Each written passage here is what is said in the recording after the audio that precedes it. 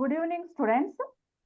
ಎಲ್ಲರಿಗೂ ವಿದ್ಯಾಶಕ್ತಿಯ ಗಣಿತ ವಿಭಾಗಕ್ಕೆ ಸ್ವಾಗತ. ನಾನು ಅನುರಾಧ ಅಂತ ಹೇಳಿ. So welcome to the Vidyashakti online maths class. Okay, from today onwards I am taking a maths class for you 8th and 9th standard. Okay, so ಅದಕ್ಕಿಂತ ಮುಂಚೆ ನಾನು ನಿಮ್ಗೆ ಏನ್ ಹೇಳೋದಂತಂದ್ರೆ, ಈಗ ನಾವು ಈಗೇನ್ ನಿಮ್ದು ಎಲ್ಲಾ ಇಂಗ್ಲಿಷ್ ಮೀಡಿಯಂ ಕ್ಲಾಸ್ ಆಗಿರೋದ್ರಿಂದ ಸೊ ಇಲ್ಲಿ ನಾನು ಪೂರ್ತಿ ಇಂಗ್ಲಿಷ್ ಟು ಇಂಗ್ಲಿಷ್ ಹೇಳಿದ್ರು ಸಮ್ ಸ್ಟೂಡೆಂಟ್ಸ್ ಅರ್ಥ ಆಗ್ಬೋದು, ಅರ್ಥ ಆಗ್ಲಿಕ್ಕಿಲ್ಲ. ಸೊ ಹಾಗಾಗಿ ನಾವು ಇಂಗ್ಲಿಷ್ ಟರ್ಮ್ ಅನ್ನ ಬರಿತಾ ಇರ್ತೇವೆ, ಅದ್ರ ಜೊತೆಗೆ ಸ್ವಲ್ಪ ಕನ್ನಡನ ಯೂಸ್ ಮಾಡ್ತಿರ್ತೀವಿ. ಅದೇನಾದ್ರೂ ನಿಮಗ ಪ್ರಾಬ್ಲಮ್ ಆದ್ರ ಈ ಕ್ಲಾಸಿನ ಎಂಡಿಗೆ ನಮ್ಗ ಒಂದು ಮೆಸೇಜ್ ಅಥವಾ ಚಾಟ್ ಬಾಕ್ಸ್ ಒಳಗೆ ನೀವು ಹಾಕ್ಬೋದು. ಪೂರ್ತಿ ಇಂಗ್ಲಿಷ್ ಟು ಇಂಗ್ಲಿಷ್ ಹೇಳ್ರಿ ಅಂದ್ರೆ ಆ ರೀತಿ, ಅಥವಾ ಇಲ್ಲ ಅಂತಂದ್ರೆ ಇದೇ ರೀತಿ ಇದ್ರೆ ನಾವು ಸ್ವಲ್ಪ ಕನ್ನಡ ಮತ್ತೆ ಇಂಗ್ಲಿಷ್ ಅನ್ನ ಯೂಸ್ ಮಾಡ್ಬೋದು. ಹೌದಾ? So let us start our second chapter, linear equations in one variable. I hope your teachers has completed first chapter, that is number system. Okay, so second chapter is linear rational numbers. So second chapter is linear equations in one variables. Okay, lesson name is linear equations in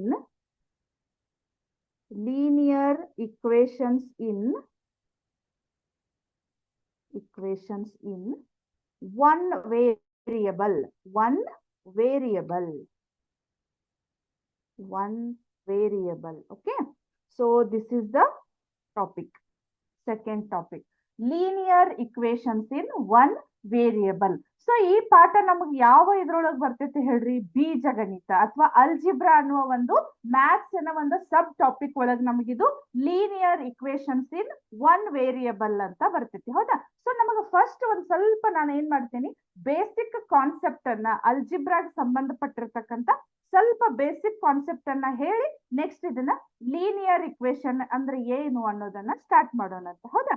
so ಈಗ for example, this is a 4x, right? Okay, so this 4 we can call it as a constant value.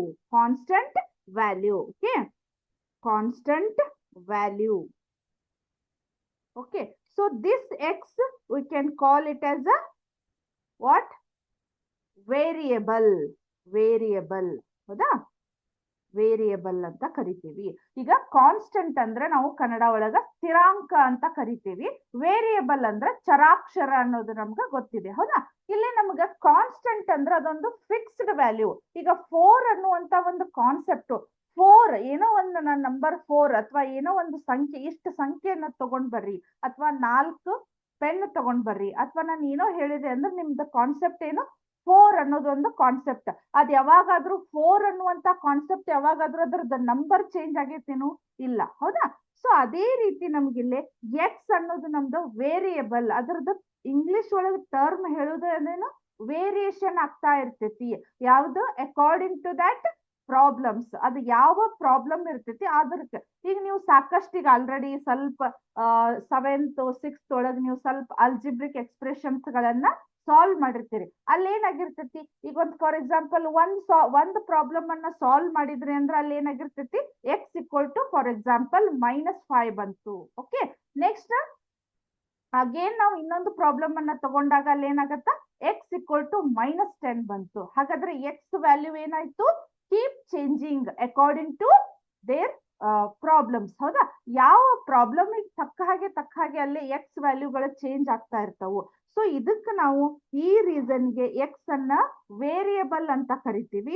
ಈ 4 ಈ ರೀತಿ constant ವ್ಯಾಲ್ಯೂಗಳು ಇವು constant ಆಗಿ ಇರ್ತಾವ. Okay, so constant ಅಂದ್ರ ಇದು ಯಾವಾಗಿದ್ರು ಫಿಕ್ಸ್ಡ್ ವ್ಯಾಲ್ಯೂ.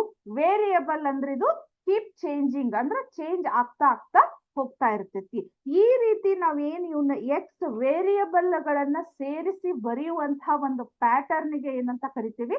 ಅಲ್ಜಿಬ್ರಿಕ್ ಎಕ್ಸ್ಪ್ರೆಷನ್ಸ್ ಅಂತ ಕರಿತೀವಿ. ಓಕೆ, ಸೊ ಅಲ್ಜಿಬ್ರಿಕ್ ಅಂದ್ರ ಬೀಜ ಗಣಿತ. ಹೌದಾ? ಕನ್ನಡ ಒಳಗ್ ನಾವೇನಂತ ಕರಿತೀವಿ? ಬೀಜ ಗಣಿತ. ಅಲ್ಲಿ ಬೀಜ ಪದಗಳು ಅಂತಂದ್ರ ನಾವ್ ಏನ್ ಮಾಡಿರ್ತೀವಿ? ಇಂಗ್ಲಿಷ್ ಲೆಟರ್ಸ್ ಗಳನ್ನ ಬರಿತೀವಿ. ಇನ್ ಜನರಲ್ ಆಗಿ ನಾವು we have to use X, Y, Z. ಹೌದಾ?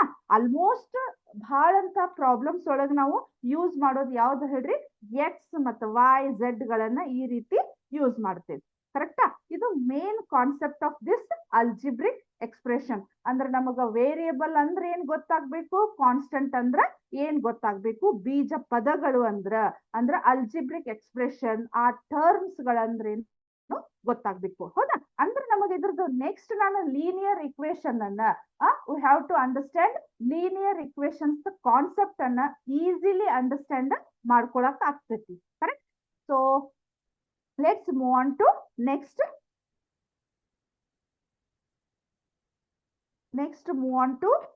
topic, which is classification of algebraic expressions. ಹೌದಾ? ಅದನ್ನ ಯಾವ ಕ್ಲಾಸಿಫಿಕೇಶನ್ ಒಳಗ, ಈಗ ಆಲ್ರೆಡಿ ಅದು ನಿಮ್ಗ ಸ್ವಲ್ಪ ನಾನು ಇಂಟ್ರೊಡಕ್ಷನ್ ಕೊಡೋದ್ರಿಂದ ಅವ್ನ್ ಕೊಟ್ರೆ ನಿಮ್ಗ ಇದು ಲೀನಿಯರ್ ಇಕ್ವೇಶನ್ ಅರ್ಥ ಆಗೋದಕ್ಕ ನಾನು ಅದನ್ನ ಕೊಡ್ತಾ ಇದ್ದೀನಿ. ಆಕ್ಚುಲಿ ಅದು ನಿಮ್ಗ ಟಾಪಿಕ್ ಒಳಗಿಲ್ಲ. ಹೌದಾ? ಈಗ classification of algebraic expression or equations ಅಂತಂದ್ರ ಈಗದು it has only one term, ಒಂದೇ ಒಂದು ಟರ್ಮ್ ಇತ್ತಂದ್ರ, ಹೌದಾ, ಒಂದೇ ಒಂದು ಟರ್ಮ್ ಅಥವಾ ಒಂದೇ ಒಂದು ಪದ ಇತ್ತಂದ್ರ ನಾವ್ ಅದಕ್ಕೆ ಏನಂತ ಕರಿತೇವಿ? ಮೊನೋಮಿಯಲ್ ಅಂತ ಕರಿತೇವಿ. ಹೌದಾ? ಮೊನೋಮಿಯಲ್. Correct?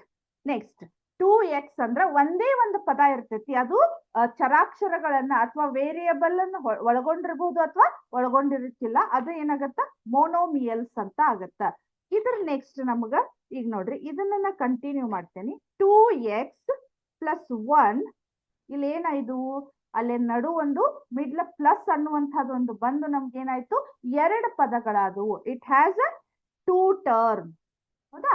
a term having a 2 numbers of ಅಂದ್ರೆ algebraic expression, it is called as a binomial ಅಂತ ಕರಿತೀವಿ. binomial. ಕರೆಕ್ಟ್? binomial ಅಂತ ಕರಿತೀವಿ. ನೆಕ್ಸ್ಟ್ ಇದನ್ನ ನಾನು ಮತ್ತೆ ಬರಿತೇನೆ. 2x square, okay, plus x plus 1. ಹೌದಾ? ಇಲ್ಲಿ ಎಷ್ಟು ಟರ್ಮ್ ಅದಾವು? Can you please tell me? How many terms in this algebraic expression? 2x square plus x plus 1. This is called trinomial ಅಂತ ಕರಿತೀವಿ. Trinomials ಅಂತ ಕರಿತೀವಿ. This is the classification of algebraic expression.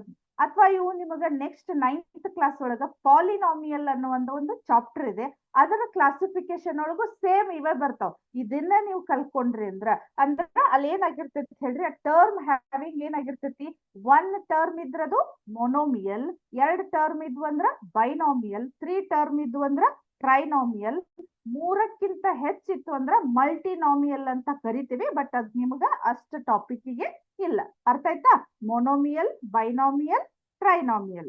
ಇವಾಗ ನಾವು ನಮ್ಮ ಈ ಒಂದು 8th ಸ್ಟ್ಯಾಂಡರ್ಡ್ ಇರುವಂತಹ ಒಂದು ಚಾಪ್ಟರ್ಗೆ ಬರೋಣಂತ. ಹೌದಾ? ಲೀನಿಯರ್ ಇಕ್ವೇಶನ್ ಅಂದ್ರ ಕನ್ನಡ ಒಳಗ್ ನಾವ್ ಏನಂತ ಕರಿತೀವಿ? ರೇಖಾತ್ಮಕ ಸಮೀಕರಣಗಳು ಅಂತ ಕರಿತೀವಿ. ಅರ್ಥ ಆಯ್ತಾ? ಸೊ ಲೀನಿಯರ್ ಇಕ್ವೇಶನ್ ಈಸ್, ಅಲ್ಲಿ ಏನಾಗಿರ್ತೈತಿ, ದ ಪವರ್ ಆಫ್, ಹೌದಾ, the highest power of variable is 1. ಹೌದಾ? ಅಂದ್ರ ಆ ವೇರಿಯಬಲ್ ನೀವು ಡಿಗ್ರಿಗಳ ಬಗ್ಗೆ ಕಲ್ತಿರ್ಬಹುದು. ಅಂದ್ರ ಈ ಅಲ್ಜಿಬ್ರಿಕ್ ಎಕ್ಸ್ಪ್ರೆಷನ್ ಅದ ಡಿಗ್ರಿ ಅಂತ ಕರಿತೀವಿ. ಸೊ ಇಲ್ಲಿ ಏನಾಗತ್ತ, ಫಾರ್ ಎಕ್ಸಾಂಪಲ್ 2x ಪ್ಲಸ್ 1 ಅಂತ ಕರಿತೀವಿ. ಹೌದಾ? ಇದ್ರೊಳಗ್ ನಮಗ ಹೈಯೆಸ್ಟ್ ಪವರ್ ಇಲ್ಲಿ ಏನು ಇಲ್ಲ ಅಂದ್ರ x⁻0 ಇದೆ. ಸೊ ದಿಸ್ ಇಸ್ x⁻1 ಅಂತ ಇದೆ. ಹೌದಾ? ಸೊ ಈ ರೀತಿ ಇರ್ತಕ್ಕಂಥ ಅದರದ ಹೈಯೆಸ್ಟ್ ಪವರ್ ನಮಗ್ 1 ಇತ್ತಂದ್ರ we can call it as a linear equation ಅಂತ ಕರಿತೀವಿ. ಅಕಸ್ಮಾತ್ ಅದರದ highest power, the highest power of the variable is 2, then we can call it as a quadratic equation ಅಂತ ಕರಿತೀವಿ. The highest power of the variable is 3, so then we can call it as a cubic equation ಅಂತ ಕರಿತೀವಿ. ಅಂದ್ರ ಧನಾತ್ಮಕ ಸಮೀಕರಣಗಳು. Highest power 2 ಇತ್ತಂದ್ರ ವರ್ಗಾತ್ಮಕ ಸಮೀಕರಣಗಳು. Highest power only 1 ಇತ್ತಂದ್ರ ಅದಕ್ಕ ರೇಖಾತ್ಮಕ ಸಮೀಕರಣಗಳು ಅಥವಾ ಲೀನಿಯರ್ ಇಕ್ವೇಶನ್ಸ್ ಅಂತ ಕರಿತೀವಿ. ಅರ್ಥ ಆಯ್ತು? ಇದು ಕಾನ್ಸೆಪ್ಟ್ ಲೀನಿಯರ್ ಇಕ್ವೇಶನ್ ಇನ್ ಒನ್ ವೇರಿಯಬಲ್ ಅಂದ್ರೆ ಒಂದೇ ಒಂದು ಚರಾಕ್ಷರಗಳನ್ನ ಹೊಂದಿರತಕ್ಕಂಥ ರೇಖಾತ್ಮಕ ಸಮೀಕರಣಗಳ ಬಗ್ಗೆ ನಾವು ಈ ಪಾಠದಲ್ಲಿ ಕಲಿತೀವಿ. ಹೌದಾ? ಅದೇ ನೀವು ನೆಕ್ಸ್ಟ್ ಕ್ಲಾಸ್ ಅಂದ್ರೆ 9th ಕ್ಲಾಸಿಗೆ you will enter next year, next 9th class. ಅಲ್ಲಿ ಯಾವ ಚಾಪ್ಟರ್ ಇದೆ ಅಂದ್ರೆ ಲೀನಿಯರ್ ಇಕ್ವೇಶನ್ಸ್ ಇನ್ 2 ವೇರಿಯಬಲ್ಸ್ ಅಂತ ಹೇಳಿ ನಮಗ ಚಾಪ್ಟರ್ ಇದೆ. ಲೀನಿಯರ್ ಇಕ್ವೇಶನ್ಸ್ ಇನ್ 2 ವೇರಿಯಬಲ್ಸ್ ಅಂತ ಇದೆ. ಅದೇ ನಿಮಗೆ 10th ಹೋದ್ರು ಅದೇ ರೀತಿ ಇದೆ. ಅಲ್ಲಿ ಏನಾಗಿದೆ, pair of linear equations in 2 variables ಅಂತ ಇದೆ. ಅಲ್ಲಿ ಅಂದ್ರೆ ನಿಮಗ ಕ್ಲಾಸ್ ವೈಸ್ ಅದ ಟಾಪಿಕ್ ನಮಗ ಇನ್ಕ್ರೀಸ್ ಅಂದ್ರೆ ಡಿಫಿಕಲ್ಟಿ ಲೆವೆಲ್ ನಮಗ ಇನ್ಕ್ರೀಸ್ ಆಗ್ತಾ ಹೋಗ್ತಾ ಇದೆ. ಹೌದಾ? ಸೊ ಹಾಗಾದ್ರೆ ನಾವು ಇವತ್ತು ಸ್ಟಾರ್ಟ್ ಮಾಡೋದು ಯಾವ್ದು ಹೇಳ್ರಿ? Linear equations in 1 variable. Okay, so some examples of ಇಲ್ಲೇ ನಮಗ general form of linear equation. First we can learn general form of linear equation. Linear equation is ax plus b is equal to 0. General form of linear equation is ax plus b is equal to 0. Okay, I can write some example for linear equations like 3x plus 2 is equal to 0, right? Next examples. ಆಮೇಲೆ 4y minus 2 is equal to 0. Okay, I can write only 2 examples for linear equations in 1 variable. Okay, general form of linear equation we can write as ax plus b is equal to 0. Then as example are 3x plus 2 is equal to 0, 4y minus 2 is equal to 0 ಅಂತ ಇದೆ. Okay, ಆಮೇಲೆ next ನಾವು ಕಲಿಯೋದು algebraic equations. Algebraic equations. Algebraic equation is an equality involving variable. It has an equality sign. Algebraic equation ನಾನು ಇಷ್ಟೊತ್ತವರೆಗೂ ನಿಮ್ಗೆ introduction ಯಾವುದನ್ನ ಕೊಟ್ಟಿದ್ದೆ ಅಂದ್ರೆ ಅಲ್ಜಿಬ್ರಿಕ್ ಎಕ್ಸ್ಪ್ರೆಷನ್ ಅಂತ ಕೊಟ್ಟಿದ್ದೆ. ಜಸ್ಟ್ ನಾನು ಏನ್ ಬರದೆ ಹೇಳ್ರಿ, 2x ಅಂತ ಬರದೆ, ರೈಟ್? 2x minus 2 ಅಂತ ಬರದೆ, ಲೈಕ್ ದಿಸ್. ಓಕೆ, ಸೊ ಇವಾಗ ನಾವು ಅಲ್ಜಿಬ್ರಿಕ್ ಇಕ್ವೇಶನ್ಸ್ ಅಂದ್ರ ಅದೊಂದು ಇಕ್ವಾಲಿಟಿ ಅಂದ್ರ ಈಕ್ವಲ್ ಅನ್ನುವಂತ ಒಂದು ಸೈನ್ ಅನ್ನ ಇಸ್ ಈಕ್ವಲ್ ಟು ಅನ್ನುವಂತ ಒಂದು ಸೈನ್ ಅನ್ನ ಒಳಗೊಂಡಿತ್ತಂದ್ರ ಅದಕ್ಕೆ ನಾವು ಅಲ್ಜಿಬ್ರಿಕ್ ಇಕ್ವೇಶನ್ಸ್ ಅಂತ ಕರಿತೇವಿ, ಅಥವಾ ಬೀಜ ಗಣಿತೀಯ ಸಮೀಕರಣಗಳು ಅಂತ ಕರಿತೇವೆ. Okay, so for example algebraic equations means algebraic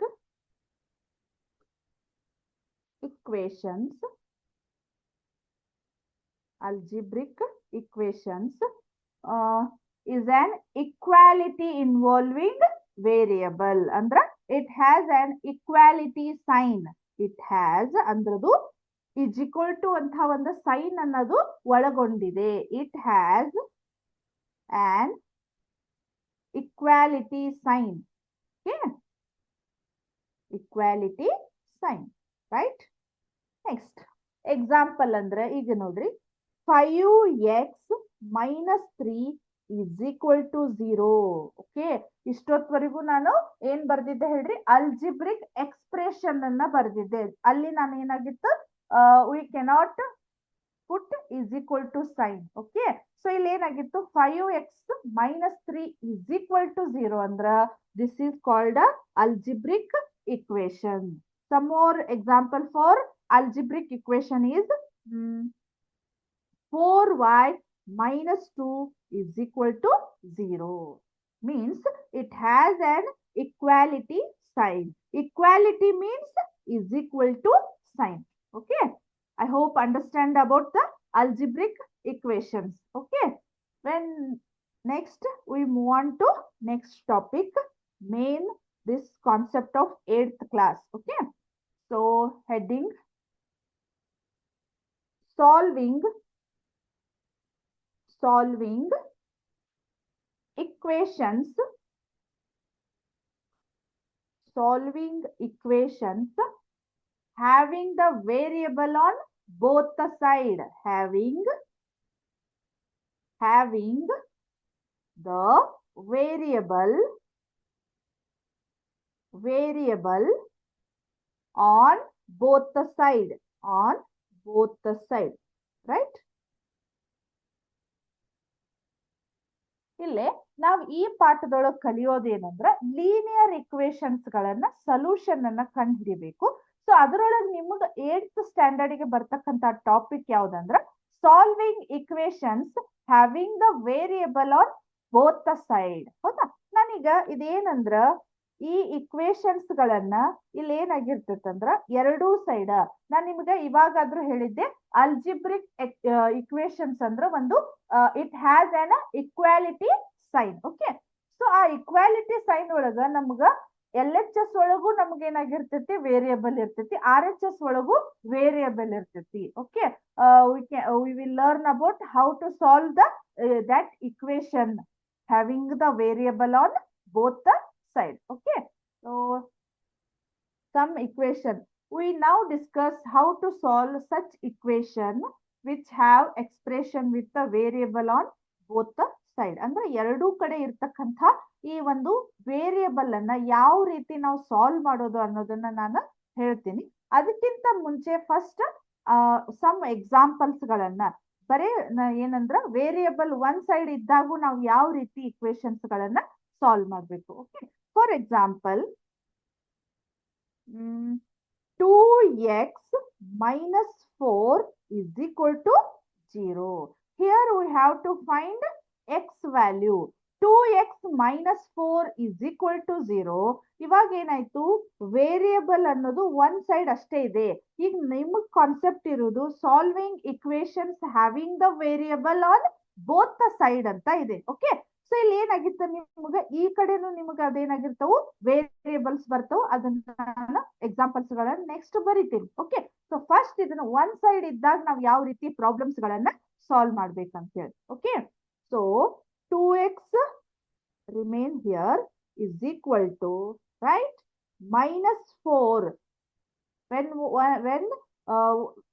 numbers move to LHS to RHS, its sign will be change, minus to plus, multiplication to division, or plus to minus, minus to plus. Okay, so ಇಲ್ಲಿ ಏನಾಗತ್ತ ಹೇಳ್ರಿ, -4 ಇದ್ದಿದ್ದು is equal to ಈ side ಬಂತಂದ್ರ ಅದರದ್ದು sign ನಮಗ change ಆಗ್ತೈತಿ. Sign ಅಂದ್ರ ಅದರದ ಚಿಹ್ನೆಗಳ ನಮಗ ಚೇಂಜ್ ಆಗ್ತೈತಿ. ಸೊ ಇಲ್ಲಿ 2x ಅನ್ನ ಆಸ್ ಇಟ್ ಈಸ್ ಇಟ್ಟೆ, ಈ -4 ಅನ್ನ ಈ ಸೈಡ್ ಬರಿಬೇಕು. -4 ಈ ಕಡೆ ಬಂತಂದ್ರೆ ಏನಾಗತ್ತ, -4 ನಾನು ಹೇಳಿದ್ನಲ್ಲ ಅದು ಈಕ್ವಲ್ ಟು ಈ ಕಡೆ ಮೂವ್ ಆಯ್ತಂದ್ರ their sign will be change minus to plus or plus to minus. Here we have -4, so it changes to +4. Plus ಅನ್ನ ಬರೆಯುವಂತ ಅವಶ್ಯಕತೆ ಇಲ್ಲ. It's understood. ನೀವು ಬರೀದೇ ಇದ್ರೂ ಅದು ಪ್ಲಸ್ ಇದ್ದೇ ಇರ್ತದೆ. Okay, next step, X remaining is here +4 as it is. I already told that when we move to equal to sign LHS place to RHS place, their sign will be changed. Okay, so this 2 is in multiplication place, its move change to division place. Okay, so ಇದು 2 ಅನ್ನೋದು ನಮಗ ಗುಣಾಕಾರದ ಸ್ಥಾನದಲ್ಲಿ ಇರೋದ್ರಿಂದ ಇದು is equal to ಆ ಕಡೆ ಹೋಯ್ತು ಅಂದ್ರ ಇಲ್ಲಿ ಏನಾಗತ್ ನಮಗ ಡಿವಿಷನ್ ದ ಪ್ಲೇಸ್ ಒಳಗ್ ಬರ್ತೈತಿ. So 2 1 2 2 4, therefore x equal to 4 ಅಂತ ಬಂತು. ಈ ರೀತಿ ನಾವು ಏನ್ ಮಾಡ್ಬೋದು ಹೇಳ್ರಿ, ಈ ಪ್ರಾಬ್ಲಮ್ಸ್ ಗಳನ್ನ ಸಾಲ್ವ್ ಮಾಡಬಹುದು. ಅಂದ್ರೆ ಇದು ಬರೀ ಒನ್ ಸೈಡ್ ಇದ್ದಾಗ, not both the side, only one side, solving equations having only one side ಇದ್ದಾಗ ಯಾವ ರೀತಿ ಪ್ರಾಬ್ಲಮ್ಸ್ ಗಳನ್ನ ಸಾಲ್ವ್ ಮಾಡ್ಬೇಕು. ಅದರ ನೆಕ್ಸ್ಟ್ ಟಾಪಿಕ್ ಇದು ನಮ್ಗೆ ಏನಾಗತ್ತೆ ಹೇಳ್ರಿ, ಎರಡೂ ಕಡೆ ಬೋತ್ ದ ಸೈಡ್ ಇದ್ದಾಗ ನಾವು ಯಾವ ರೀತಿ ಸ್ಟೆಪ್ಸ್ ಗಳನ್ನ ಬಳಸಬೇಕು ಅನ್ನೋದು ನಮಗ ಗೊತ್ತಾಗ್ತೈತಿ. ಅರ್ಥ ಆಯ್ತು? ಸೊ x equal to 4 ಈ ರೀತಿ ನಾವು ಒಂದನ್ನ ಎಕ್ಸಾಂಪಲ್ ಕೊಟ್ಟೆ. ಬಟ್ ನಮಗೇನಾಯ್ತು, ನೀವು ಆಲ್ರೆಡಿ ಈ ರೀತಿ ಇರ್ತಕ್ಕಂತ ಇಕ್ವೇಶನ್ಸ್ ಗಳನ್ನ ಲಾಸ್ಟ್ ಕ್ಲಾಸ್ ಒಳಗ ಕಲ್ತಿರಿ. ಅದರ ನೆಕ್ಸ್ಟ್ ಪಾರ್ಟ್ ನಮ್ಗೆ ಈಗ ಏನಾಗಿತ್ತು, variable on both the side ಅಂತ ಹೇಳಿ ನಮಗ ಟಾಪಿಕ್ ಗೊತ್ತಾಗಿದೆ. ಅರ್ಥ ಆಯ್ತಾ? ನೆಕ್ಸ್ಟ್ ಈಗ ನಾವು ನಮ್ಮ ಟಾಪಿಕ್ಗೆ ಹೋಗೋಣಂತ, right?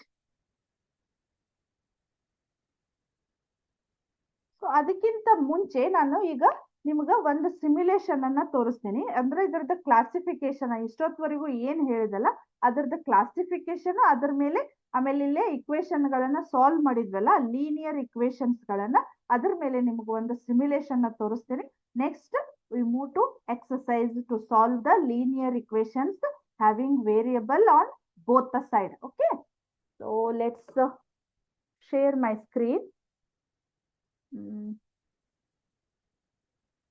First, naming polynomial. Next, correct? ಇಲ್ಲಿ ಏನಾಯ್ತು, ನಿಮ್ಗ ಸ್ಟಾರ್ಟಿಂಗ್ ನಾನು ನಿಮ್ಗ ಸ್ವಲ್ಪ ಎಕ್ಸ್ಪ್ಲೇನ್ ಮಾಡಿದೆ. ಬೈನಾಮಿಯಲ್, ಮೊನೋಮಿಯಲ್ಸ್, ಬೈನಾಮಿಯಲ್ಸ್, ಟ್ರೈನಾಮಿಯಲ್ಸ್ ಅಂಡ್ ಪಾಲಿನಾಮಿಯಲ್ ಅಂದ್ರ ಏಕಪದಗಳು, ದ್ವಿಪದಗಳು, ತ್ರಿಪದಗಳು ಮತ್ತು ಬಹುಪದಗಳ ಬಗ್ಗೆ ನಾನು ನಿಮಗ ಎಕ್ಸ್ಪ್ಲೇನ್ ಮಾಡಿದೆ, ಹೌದಾ? ಸೊ ಇದು ಎಕ್ಸಾಕ್ಟ್ಲಿ ನಮಗ್ ರಿಲೇಟೆಡ್ ಇರೋದು ಪಾಲಿನಾಮಿಯಲ್ ಅನ್ನೋದು 9th ಕ್ಲಾಸಿಗೆ ಇರೋದು. ಬಟ್ ನಿಮ್ಗ ಪದಗಳ ಕಾನ್ಸೆಪ್ಟ್ ಗೊತ್ತಾಗ್ಲಿ ಅನ್ನೋದಕ್ಕೆ ನಾನು ಈ ಆಕ್ಟಿವಿಟಿಯನ್ನ ತೋರಿಸ್ತಾ ಇದ್ದೀನಿ. ಸೊ ಇಲ್ಲಿ ಏನ್ ಮಾಡ್ಬೇಕಂದ್ರ, ಮೊನೋಮಿಯಲ್ ಅಲ್ಲೇ ಇಲ್ಲೇನು ಇದಾವಲ್ಲ ಇಲ್ಲೇ ಕಾಣಿಸ್ತಾ ಇದೆ, ಈ ಬಾಕ್ಸ್ ಅಲ್ಲಿ ಇರ್ತಕ್ಕಂಥ ಏಕಪದಗಳನ್ನ ಡ್ರ್ಯಾಗ್ ಮಾಡಿ ಇಲ್ಲಿ ಇಡ್ಬೇಕು, ದ್ವಿಪದಗಳನ್ನ ಇಲ್ಲಿ ಇಡ್ಬೇಕು, ತ್ರಿಪದಗಳನ್ನ ಇಲ್ಲಿ ಇಡ್ಬೇಕು, ಆಮೇಲೆ ಬಹುಪದಗಳನ್ನ ನಾವು ಇಲ್ಲಿ ಇಡ್ಬೇಕು, right? So you can start the activity. Okay, so y² + 4y + 3 ಇದು ಯಾವ ಒಂದು ಪದ ಹೇಳ್ರಿ ನೋಡೋಣ, ಎಷ್ಟು ಪದ ಇದೆ ಇದು? y² + 4y + 3 is, it has a 3 term. This comes under trinomial, right? Next, 3x + 4y ಇಲ್ಲೇ 2 ಟರ್ಮ್ಸ್ ಗಳಿದಾವು. 2 ಟರ್ಮ್ಸ್ ಗಳಿದ್ರೆ ಏನಾಗತ್ತೆ ನಮಗದು?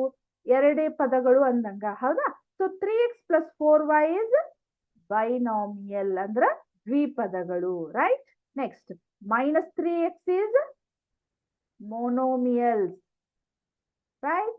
Next, -2y² + 4y + 2, again 3 terms. So this comes this box. Which box? Trinomial box. Okay. Next, -6p³ which is in monomials, right? x⁵ + 4x³ + 9x² + 4x + 2 ಅಂತ ಇದೆ. ಎಷ್ಟಾಯ್ತು ನೋಡ್ರಿ ಇಲ್ಲಿ?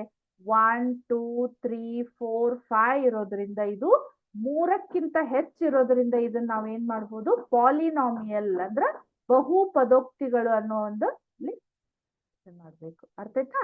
Next, y⁵ + y⁴ + y³ + y² + y ಅಂದ್ರೆ ಇದು ಎಷ್ಟಾಯ್ತು? ಇದು ಎಷ್ಟು ಟರ್ಮ್ ಆಯ್ತು? It has 1 2 3 4 5. So this is also polynomial. Wait, this is also polynomial ಅಂತ ಬರ್ತೈತಿ, ರೈಟ್? x² + 4xy ಅಂತ ಇದೆ, ಹೌದಾ? ಇದು ಎಷ್ಟು ಟರ್ಮ್ ಗಳನ್ನ ಒಳಗೊಂಡಿದೆ ನೋಡ್ರಿ ಇಲ್ಲಿ? It has 2 terms. Okay, so this comes in binomial, right? x² + 4xy + 3x + 1, this is polynomial,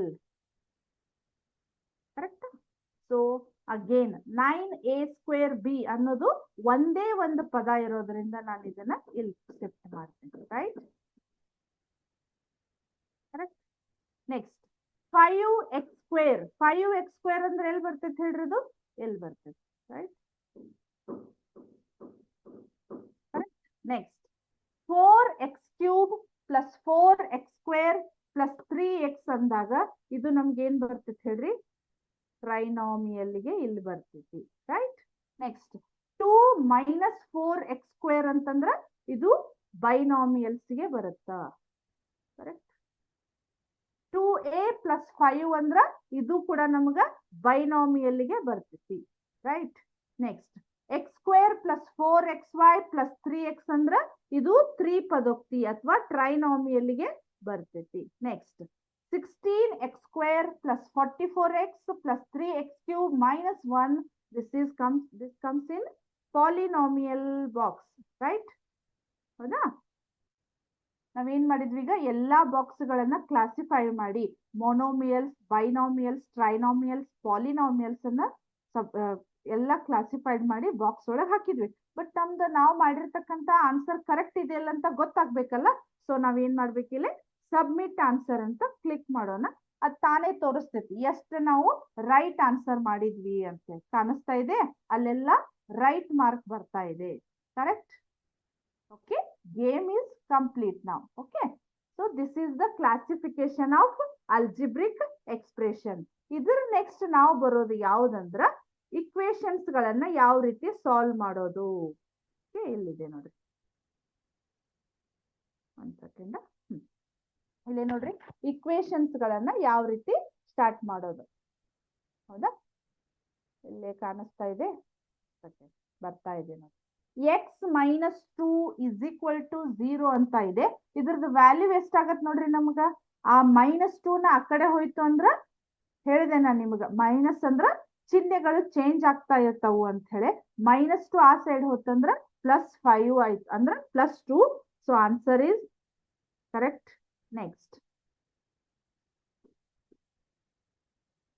21/x is equal to 0. ನಿಮಗೆ ಸಡನ್ ಆಗಿ ಗೊತ್ತಾಗ್ಲಿಲ್ಲ ಅಂದ್ರ ನೀವೇನ್ ಮಾಡ್ಬೋದು, ನಿಮ್ಮ ಬುಕ್ ಒಳಗ ಈ ರೀತಿ ಬರ್ಕೋರಿ, is equal to 3, right? So 21 as it is, ಈ x ಅನ್ನ ಈ ಸೈಡ್ ಕಳಿಸಿ, 3 ಅನ್ನ ಈ ಸೈಡ್ ಕಳಿಸ್ರಿ. 3 equal to x. ಸೊ 3 1 ಜಾ 3, 7 ಜಾ. ಸೊ ಆನ್ಸರ್ ಇಸ್ ಎಷ್ಟಾಗತ್ತೆ ನಮಗಿಲ್ಲೇ 7 ಅಂತ ಆಗತ್ತೆ, ರೈಟ್? ನೆಕ್ಸ್ಟ್ ನೋಡ್ರಿ, 6 into 2 is equal to 6. ಅಲ್ಲೇ ಬ್ರಾಕೆಟ್ ಒಳಗಿರೋದನ್ನ ಜಸ್ಟ್ ನಾವು ಮಲ್ಟಿಪ್ಲೈ ಮಾಡಿಟ್ರೆ ಎಷ್ಟಾಗತ್ತ? 6 2 ಜಾ 12, right? Correct. Next x plus 4 is equal to 14 ಅಂತ ಇದೆ. x plus 4 is equal to 14 ಅಂತ ಇದೆ, right? is equal to 4 is equal to 14 ಅಂತ ಇದೆ. So x is equal to 14. ಇದು +4 ಇದ್ದಿದ್ದು ಆ side ಹೋತಂದ್ರೆ -4. therefore 14 minus 4 is, we can get 10, right? Next ಮತ್ತೊಂದು ಕ್ವಶನ್ ಬರ್ತಿದೆ ನೋಡ್ರಿ. 9 minus 7 is equal to x. so the answer is 9 minus 7 is 2, right? 9 minus 7 is 2, right? Next 16 minus x is equal to 8. 16 minus x is equal to 8. What is the answer for this question? Guess ಮಾಡ್ರಿ. 16 minus x is equal to 8 ಅಂದಾಗ ಆ 8 ಈ ಕಡೆ ಬಂತಂದ್ರ 16 minus 8 is, answer is 8, right? 16 minus x. Next 7x is equal to 7. 7x is equal to 7, correct? So x equal to 7 divided by 7 ಅಂದಾಗ ನಮ್ಗೆ ಏನಾಯ್ತು? 7 1 ಜಾ 7 1 ಜಾ ಅಂದ್ರೆ ಎಷ್ಟಾಯ್ತು? 1 ಅಂತ ಆಯ್ತು ಆನ್ಸರು. ಸೊ 1 ಬಾಕ್ಸ್ ಮೇಲೆ ಕ್ಲಿಕ್ ಮಾಡೋಣ, ಅಂದ್ರೆ ನಮ್ಮ ಆನ್ಸರು ಕರೆಕ್ಟ್ ಇದೆ ಅಂತ ಅರ್ಥ. Okay, next 3x is equal to 12 ಅಂತ ಇದೆ. 3x is equal to 12. So ಇದನ್ನ ಯಾವ ರೀತಿ ಸಾಲ್ವ್ ಮಾಡಬಹುದು? ಇದು ನಿಮ್ಗೆ ಏನಾಗಿದೆ, ನಿಮ್ಗ ಬೇಸಿಕ್ ಇದು ಅಂದ್ರೆ ಎರಡೂ ಕಡೆ ನಿಮ್ಗೀಗ ಏನಾಗಿದವು? ವೇರಿಯೇಬಲ್ಸ್ ಇಲ್ಲ, ಬರೀ ಒನ್ ಸೈಡ್ ವೇರಿಯೇಬಲ್ ಇದ್ದಾಗ 3x is equal to 12. So x equal to 12 divided by 3 is 3 1 ಜಾ 3, 4 ಜಾ. So answer is 4, correct?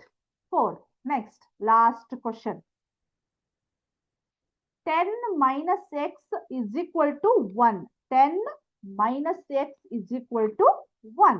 10 minus x is equal to 1. So 10 minus +1 ಇದ್ದಿದ್ದು ಈ ಸೈಡ್ ಬಂತು, -1 minus x ಇದ್ದಿದ್ದು ಆ ಸೈಡ್ ಹೋಯ್ತು, +x ಆಯ್ತು. Then we got answer 9, correct? So ನಾವ್ ಇಲ್ಲೇನಾಯ್ತು ಎಲ್ಲಾ ಕ್ವಶನ್ಸ್ ಗಳು ಮುಗ್ದು. ಸೊ ಏನಾಯ್ತು ಇದು ಗೇಮ್ ಕಂಪ್ಲೀಟ್ ಅಂತ ಆಯ್ತು. ಅರ್ಥ ಆಯ್ತು. ಸೊ ಇದು ಇವತ್ತಿನ ಕ್ಲಾಸ್ ಆಗಿತ್ತು. I hope understand all this concept about linear equations in one variable. Next class we move on to exercise, solving a exercise, solving equations having the variable on both the side. ಅಂದ್ರೆ next class ಒಳಗೆ ನಾವು ಇನ್ನು ಇದ್ರ ಮೇಲೆ ಬರ್ತಕ್ಕಂತ exercise ಗಳನ್ನ ಬಿಡಿಸುವಂತಹ ಒಂದು ಪ್ರಯತ್ನವನ್ನ ಮಾಡೋಣ, ಎರಡೂ ಕಡೆ ವೇರಿಯಬಲ್ ಇದ್ದಾಗ. ಸೊ ಇಲ್ಲಿವರೆಗೆ ಹೇಳಿದ್ದು ನಿಮಗ I hope understand all this concept today's class. So ಇವತ್ತಿನ ಕ್ಲಾಸ್ ಅನ್ನ ಮುಗಿಸ್ತಾ ಇದ್ದೀನಿ. ನೆಕ್ಸ್ಟ್ ಕ್ಲಾಸ್ ಒಳಗ ಕಂಟಿನ್ಯೂ ಮಾಡೋಣ. Thank you.